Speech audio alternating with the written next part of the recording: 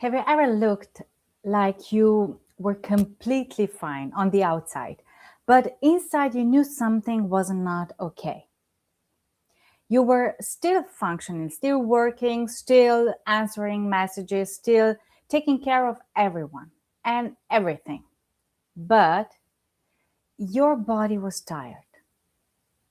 Your mind was loud, your chest was tight, and somewhere deep inside there was this quiet feeling like I cannot keep going like this. Today, I want to talk about this kind of exhaustion that does not always look like a breakdown.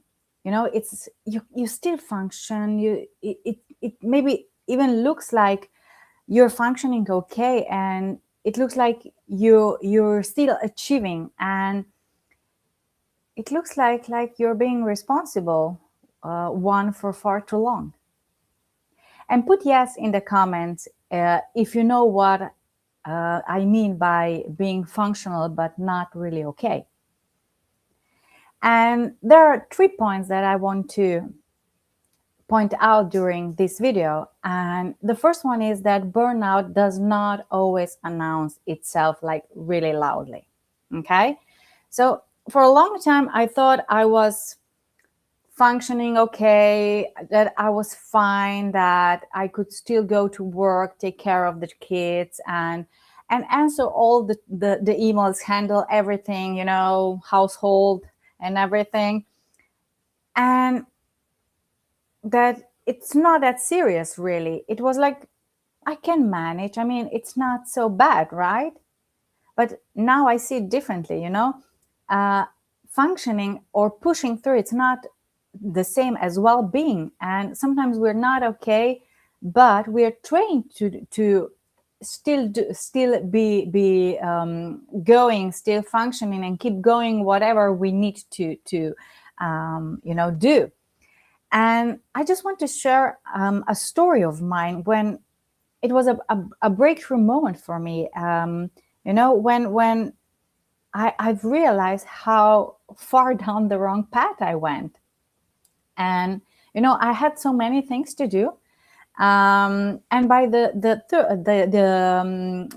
the time when I was 33 years old, I already had like 3 kids. I had a good job, a home, education, respected food position and everything. And from the outside, it looked like a success, but inside there was this quiet disconnection, and I could not put a finger on it or put a name on it. And then one day, pushing through everything and knowing that something is not quite okay, but still not, pausing and taking time to, take a breath and actually realize what was going on. I was driving back home from work in my car, and I was actually driving in a traffic jam. And we were going slow, so start, stop, like we always do in the traffic jams. And I saw the car in front of me, going a bit driving a bit further, and then stopping, and then I started driving as well, and we did it for a couple of times. But then at one point I saw, I've realized that the car in front of me was stopping, and it stopped, but my body didn't move. I knew in my head, like everything was like, happening in slow down moment, like, I would kind of freeze the moment. And I remember being aware of that, being aware that I should push the brake, but I didn't. Nothing moved. I just kind of froze in the moment. And then I hit a car in front of me. Fortunately, I wasn't driving fast enough to actually do some major damage, and nobody was hurt and everything. But that moment stayed with me because I realized it's not just about the car, it was just how much disconnection there was, how much I was actually needing to pause, needing to rest, and I did not listen to myself. I did not listen to the warning signs, because there were warning signs before that. So it was really a wake-up call for me. And, just write functioning in the comments if you have ever had a season where you've been doing everything, but you did not feel like you were yourself, or you felt like something was off.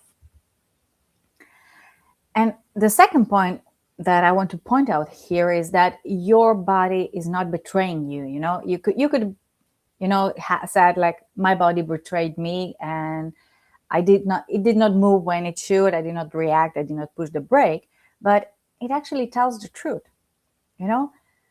There were signs, like I said before, like when my body was sending me warning signals, and I just overlooked them. I decided not to pay attention to that. And there was tension, the tiredness, the tight chest, the irritation, and like headaches even, or feeling that everything is too much, like being overwhelmed really. And those are not signs that you are weak, right? They are signs that something in you has been carrying too much for far too long, that something you're doing is not okay for you. And I think this is especially difficult when you're like a high achieving woman, because many of us were praised for overriding ourselves. We were learned to be strong. We were learned to keep going. We learned to be useful. We learned to be reliable, capable, available. And at some point, the body starts asking a very, honest questions, like, how long are you gonna ignore me? How long are we gonna play this game? Yeah. And this was one of the hardest things for me to understand. My body was not my enemy. My body was somebody that was my friend and warning me that I should stop, that I should do things differently, that it's not about failing me. It's about trying to get my attention to turn things around and do it differently, because then I'm going to support myself instead of betray myself. And yeah, you do not have to wait till the crash. And that's my third point for today. Because I know so many people that push the brake when it's almost too late, or it is too late. Like when they get sick, when the crash happens, when somebody else went terribly wrong, and that's too late. And before that, there are always signs, but you overrode them. And there's this metaphor that I would love to share with you, and it's about the frog in a boiling water. And you put the frog in the cold water, and then you put it, and you warm the water up, and the frog doesn't realize it, that the water is getting warmer and warmer until it's boiling actually, and then the frog is done. And that's the moment when it's too late. And the frog doesn't notice that soon enough, And the idea here, or something that I want to point out here today, is that you should not get to the boiling water, you should notice the danger before, and your body is always warning you. And if you would tune in and listen to it, you would stop before you come to that moment. And that is actually the reason I believe that so many people are experiencing the burnout. It does not happen overnight, but we just keep on adjusting. We normalize discomfort. We just say, just this week, just this one thing, just this one project, just until the children are older, just until things calm down. We have so many excuses, and then one day we realize that it is our normal is not actually normal, that it's just a survival, and that we are burning ourselves up, we are burning our battery, and you you don't need to earn to pause. You don't need to have like a dramatic collapse to prove that you are tired, that you do not need to wait until your body screams to stop, and just comment enough if there is something in you that knows that that you cannot keep abandoning yourself like that. Yeah. Okay. And if anything that I said sounds familiar, I want to give you a gentle place to start. The first link is my free workbook, The Real Reason You Feel Not Enough. And it's for the part of you that keeps trying to prove, to carry, to achieve, and be okay for everyone. And the second is my $7 course, Release Fear of Judgment and Shame. And that one is for you if you feel like you're constantly measuring yourself through other people's eyes, and you want to feel safer being yourself again. And I'll put both in the comments below this video.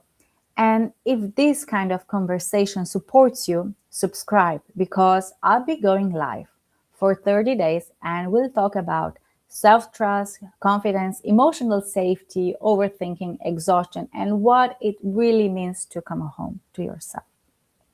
And for today, maybe just ask yourself this: where have you been functioning but not really listening? Thank you for being here. Breathe, soften, and come home to yourself.